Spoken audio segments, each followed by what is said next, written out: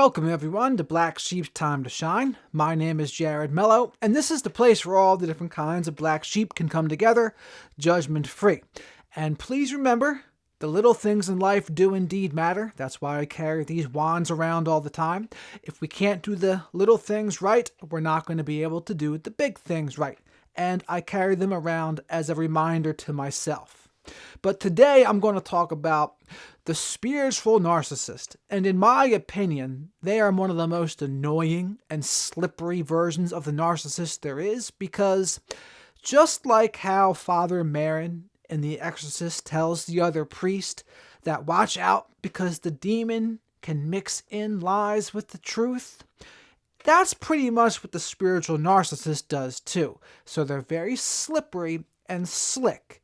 And even me, I'm on my game with this kind of thing, but the spiritual narcissist, they can be slippery and slick with it, where it can even be difficult for me too to catch on to what's going on.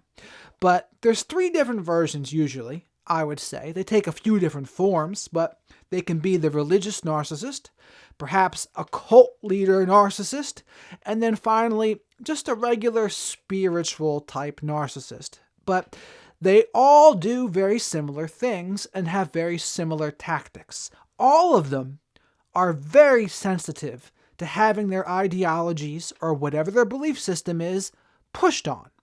And they're very sensitive to criticism with it. So if you disagree with them, if you criticize them, expect to be met with gaslighting, guilting, and shaming. Except it's not the regular narcissist variety. They will also use a twist. They'll use a spiritual or religious twist to it to add a little extra seasoning. So for example, if you try to call out a spiritual narcissist, they will deflect, and they often will deflect by saying something like, "Oh, only love and light here," or "good vibes only, please." And the sneaky part about that is, sometimes there are bad vibes, but it's not bad vibes when you're trying to place a boundary or confront them about something they've done. Holding someone accountable is not bad vibes. And it's not, but they're great at saying it is bad vibes, a great deflection. Another one of the spiritual narcissist's favorite deflections is, "You're just being negative."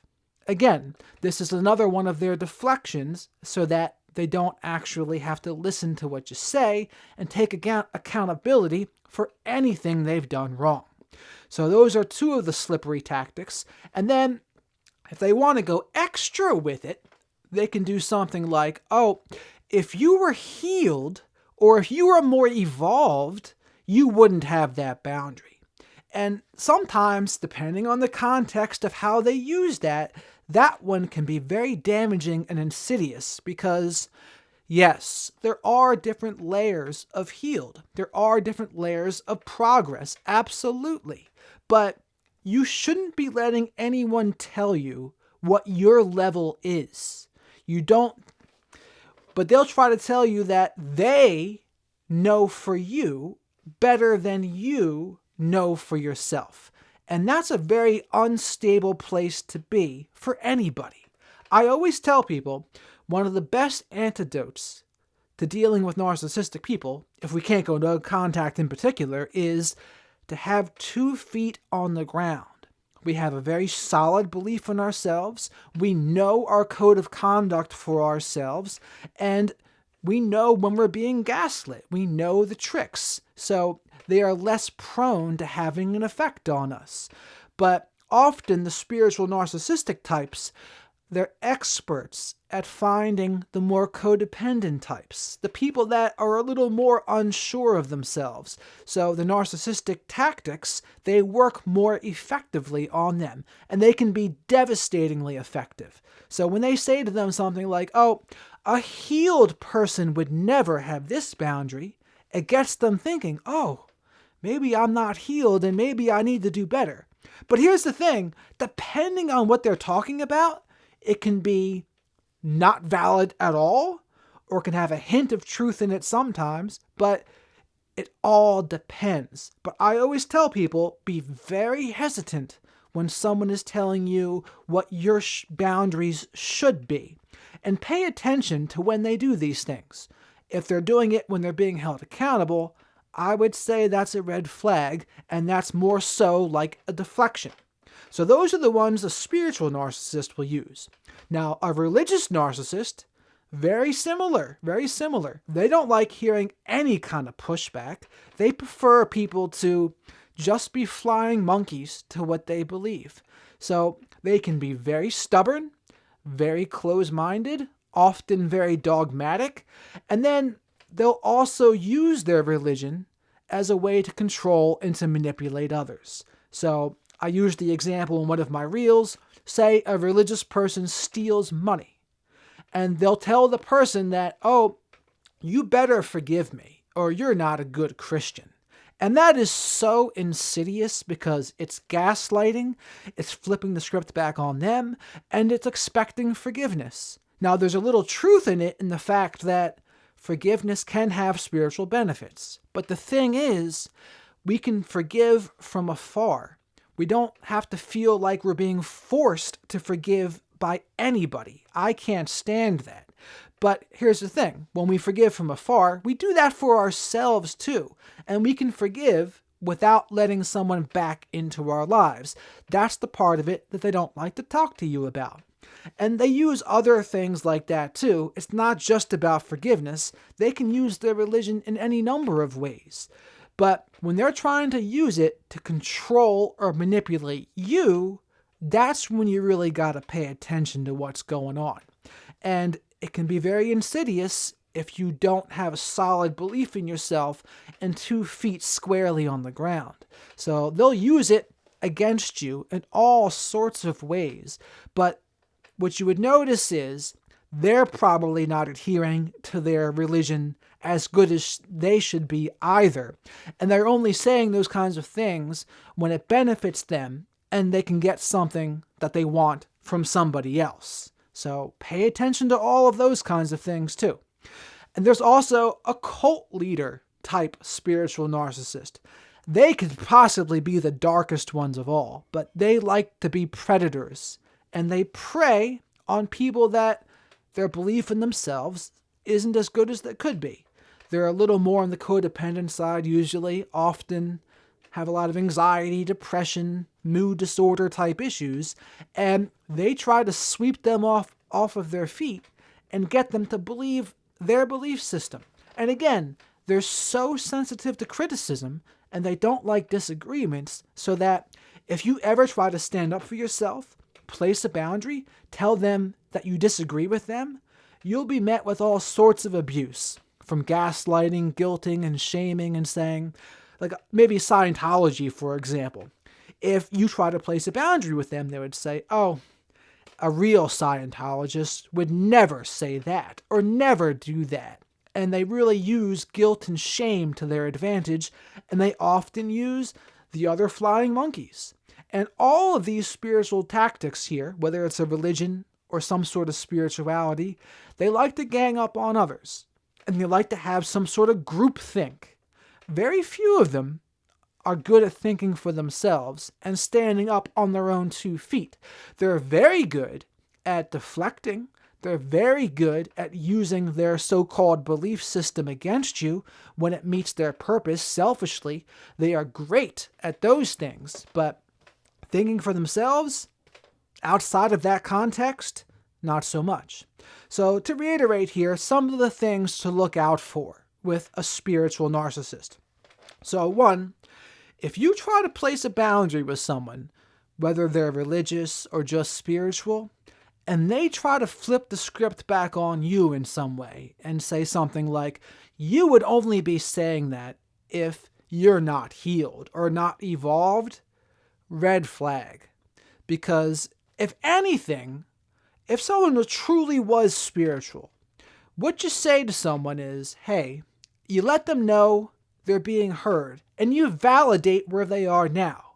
Because here's the thing, anyone who's going to be helped, we have to do the work on our own. That's how it works. No one can do the work for us.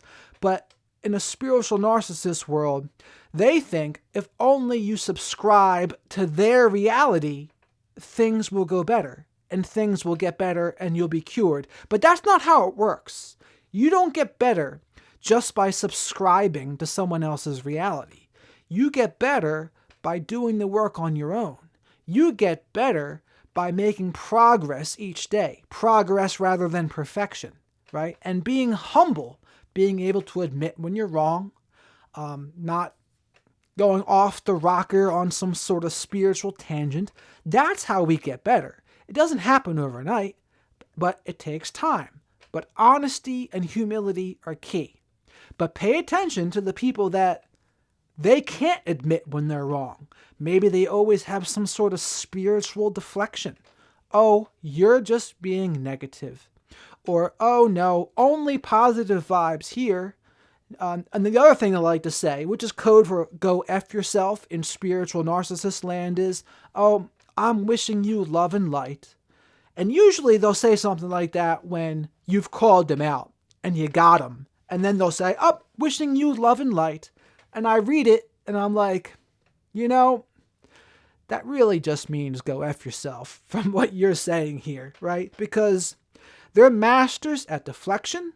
And they're also masters at the high status reframe. And for them, the high status reframe is whatever their belief system is. And they have quote unquote spiritual competitions, which is ironic in itself, right? Who can be the most spiritual? Who can come over the top and be the most right? And if any religion's involved, they would say, oh, the best Christian would do this. The best Muslim would do that. The person who practices Judaism, they would do this. And they have these kind of spiritual competitions with one another. And there's a lot of high status reframes. And they love dishing out high status reframes to people they're trying to gaslight or to control or to manipulate. And one thing to ask ourselves is, what does this person have to benefit from us doing what they want us to do? That is a very important question to ask, because if they can get something out of it, that's something to pay attention to. Now, who are the kinds of people that want to help us with good intentions? Because that's a big part of this too, recognizing who has good intentions for us and has our best interests at heart, and who just wants something from us, who just wants to control or manipulate us. And you ask yourself, what could they get from me doing what they want? What would they get from it? Answering that question will get you a long way. Now, in some sort of cult scenario, if you subscribe to their reality in the cult and you sell them or give them all of your possessions and follow their lead, and then all of a sudden they want you to start doing sexual acts with people, it's like, hey, guess what? There's something going on here. And this sounds silly. This sounds outlandish, but this happens a lot. And it can happen easily when someone's belief in their own reality can be on shaky ground. Maybe they've had narcissistic parents, so they've been groomed to be ready and be prepared for this kind of thing, for a narcissistic person to come along. That's how this happens a lot. Like, the patterns repeat. You had that trauma growing up as a kid, and then other predatory type people, they smell it like a shark smells blood in the water. And they try to recruit you to be one of their flying monkeys or to join one of their religions or spirituality. And sometimes these spiritual things can be other kinds of tribes too. And they don't discriminate either. It can be in yoga. It could be like a CrossFit tribe, a jiu-jitsu tribe, a veganism tribe. Doesn't matter.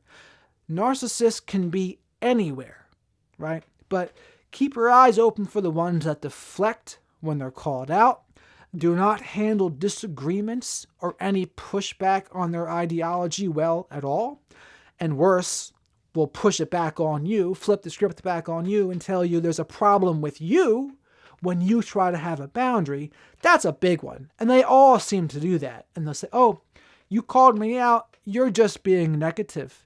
You don't understand, or you're not the best Christian you can be. It's like garbage, bollocks. Don't worry about that, because that's what they're going to try to do, though. And it can be very slippery. And even in my profession, the coaching profession, I see them amongst my profession too. And the problem is, some of them can be pretty smart. But like I said, they can mix in the lies with the truth. And you always got to think to yourself and ask yourself the question, what can the person benefit? What are they going to get out of this? And maybe it's a client. Maybe it's money. Maybe it's sexual favors. Whatever it is, it's a good question to ask ourselves. So, to reiterate all the different types of the spiritual narcissists, you have the religious ones, just the regular spiritual narcissists, and then you got the ones that could potentially be like cult leaders. Now, the cult leader types, most dangerous, I would say for sure. But just the regular spiritual narcissist and the religious narcissist, they're much more common. They're out there all the time. And you just got to watch out for them using their religion or their spirituality as an attack, because they're very slippery with it, and they like to use it as a deflection, and they like to use it to slip free from any possible accountability that you try to place on them. But as I said, if we place a boundary with them or try to hold them accountable and we get it flipped back on us in terms of their religion or spirituality, watch out. Watch out for being called negative. Watch out for the people who say only good vibes here, and pay attention in particular if they say that after being called out, because usually what they would mean by that is, hey, I just don't want to be called out. Being called out is bad vibes, because to a spiritual narcissist, and any narcissist for that matter, being called out, since they are so sensitive to criticism, is a bad vibe indeed, because they are very sensitive to criticism.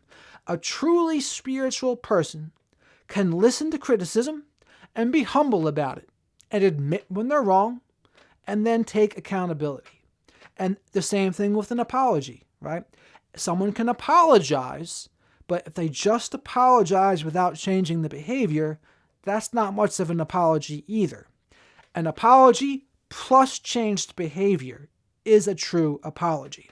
So I wanted to make sure I got this message out there about the spiritual narcissists, because they're very slippery. They can be very slick with their gaslighting, smooth, and it can be very difficult to pick up because they mix the lies and the truth. So it can be very crazy making. And they get you thinking, maybe there's something wrong with me. Maybe I'm the crazy one. Maybe I'm the one that's not healed. Maybe I'm not a good enough Christian or Muslim or fill in the blank. Or maybe I'm being negative. Maybe I don't have enough love and light in me. Maybe I don't believe enough, or I wouldn't be asking questions. But if someone's going to be sensitive to disagreements and criticisms, watch out. A good spiritual leader will welcome questions. A good spiritual leader will welcome inquiries and try to explain, and they're not going to be as sensitive to criticism. They're going to be able to hear a different point of view without losing their minds. But watch out for the hallmarks of narcissistic people, right? The can't stand it when they're called out, sensitive to criticism, very black and white thinking, do not handle boundaries well, being told no well. It's just like a simple test for narcissism video. Watch out for all of those things, because they present themselves in spiritual narcissism as well, except they're cloaked in other things. So it doesn't seem as straightforward as the regular test. It's cloaked, and so it can be a little harder to detect. But those behaviors, they're still there, but they have the cloak of a religion or the cloak of a spirituality protect them. But remember, it's never a bad thing to place boundaries and to stand up for yourself. If someone says that's a problem, that is a problem for them, right? Don't let people tell you that it's bad to place a boundary, to tell them no, to not let them control or manipulate you. Anyone who says that's a problem, probably doesn't have your best interests at heart. Ask yourself what they could get from me doing what they want me to do. And if you start with those things, you'll be okay. But if something doesn't feel right, watch out for that too. And then if you say something, and then they say, oh, it's because you're not healed, or it's because you don't believe enough, or it's because you're not a good enough Christian or Muslim, watch out for all of that. Those tactics are very slippery, and they're very manipulative. And like I said, this is a tough one to handle, and they have infiltrated a lot of different fields. But a strong belief in ourselves and solid boundaries will protect us from most of this. But again, they are slick, and they can often be intelligent, so it may test us to our core. So that's all I have for today with the Spiritual Narcissist. Please comment below your experiences with Spiritual Narcissists. And if you got this far, please do subscribe to the channel. If you liked the video, please remember to like the video, because that does really help me and the algorithm here. This is a new channel. And perhaps share this video with others that you think might benefit. So with that, thank you very much for watching, and have a great rest of your day.